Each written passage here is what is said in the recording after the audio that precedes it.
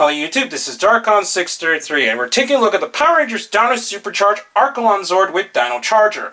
Now, similar to the Oviraptor Zord, this is yet another Bandai America exclusive Zord, and to me, while it does have some cool features, it just doesn't really work as well as the Oviraptor Zord. While it itself is pretty cool looking, it's just not the most impressive looking design I've seen. It does look nice as a turtle-like creature that the Archelons were. And just the design alone is pretty unique, since we don't have this particular type of dinosaur in the entire line to this point. So it does have its uniqueness going for it, but in terms of functionality, it's definitely nowhere near as strong. Anyway, so we're going to take a look at the box. The box shows a CG'd renderation of the toy, once again, of the Archelon Zord. On the back, it has the same kind of deal here, and it can work with other Zords in the line. Now, once again, the Charger is the fossil variant of the Archelon Charger. It has the four sides as normal for fossil Chargers, and it'll have the exact same sound as we've seen with the other Chargers, but we're just going to quickly go over it.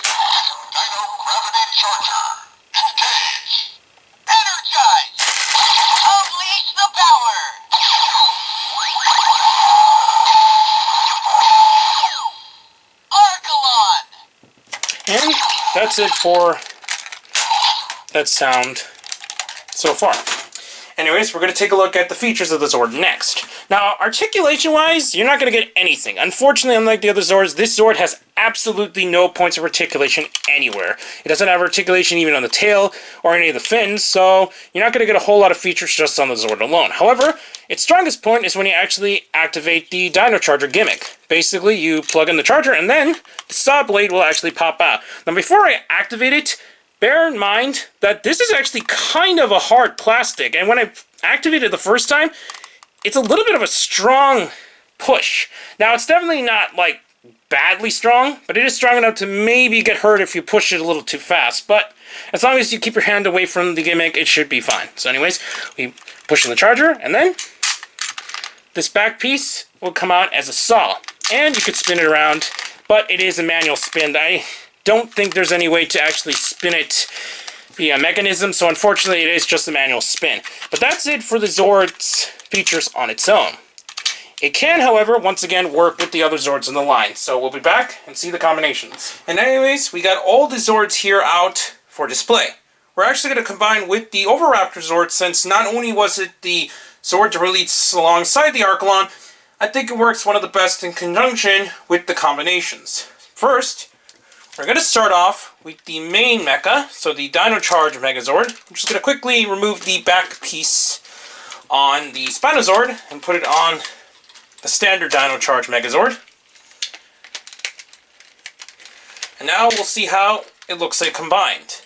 Now, while this isn't in articulation points, there is actually one other feature of the Archelon Zord, which we'll get to now. First, we're going to attach the Oviraptor.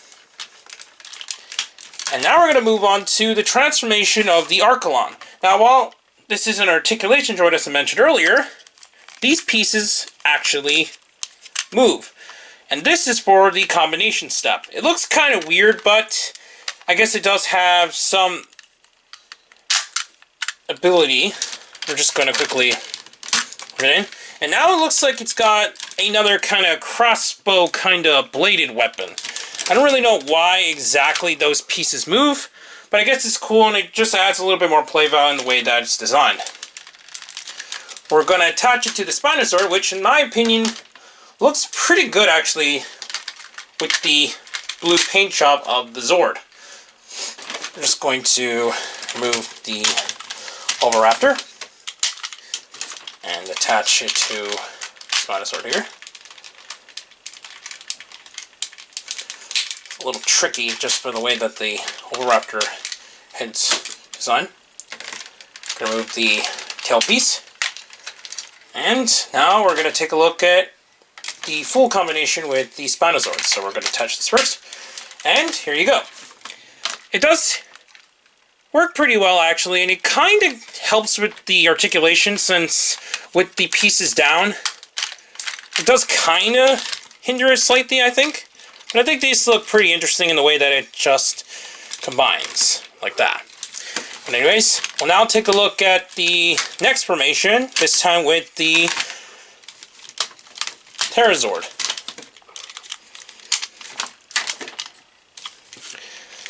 Unfortunately, it's still very loose for some reason. I don't think Bandai America did that good of a job when looking down at it for the Pterazord, because it's got a lot of loose joints all over. There you go. And it does cause some weight stability once again. As you can see, the legs are already starting to spread out. So it's not the best method of combining at all. And now we're just going to take a look at how it looks like attached with the Plesio Charge. I think this looks okay, actually. Since it's got a very similar purple. Obviously, there's a different shade of purple, but it does match the purple decent enough. And now the Titano Charge has the large cannon that it normally has and a buzzsaw weapon. So I guess it's a pretty cool combination. However, as seen in many of the photos online, there's actually something you can do with the Archelon that actually looks really cool, actually. And that is for the final combination, which we'll get to now. And now we got the full combination once again. We're actually going to attach the Oviraptor Zord on the shoulder. And what's cool is that the Archelon is actually compatible with the large staff weapon that's formed from the Titano Zord's neck. So I still think this is really cool that you can actually attach a lot of different Zords to make various combinations. And with this, it creates this really interesting sundial kind of weapon, which I think works well with the gimmick of the season. And we're just going to plug it into his hand. And now I think it causes a little bit of better stability because you got the large pieces sticking out on the sides.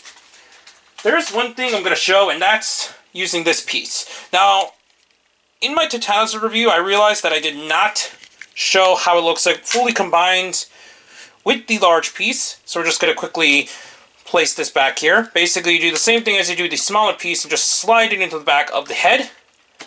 And because it has the longer sliding mechanism, it does stand a lot better than the smaller Spinozord piece, but it still works regardless.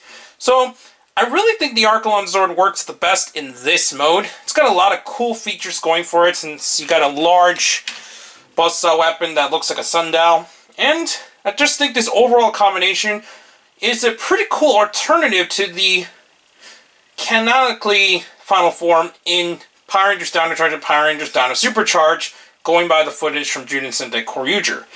So, in terms of the Zord itself, I think it has a lot going for it. Even though on its own it really doesn't do a whole lot. It obviously doesn't have any points of articulation and various other things that just may not be quite worth it for most fans, but I think it looks really nice in the combinations for what it can do.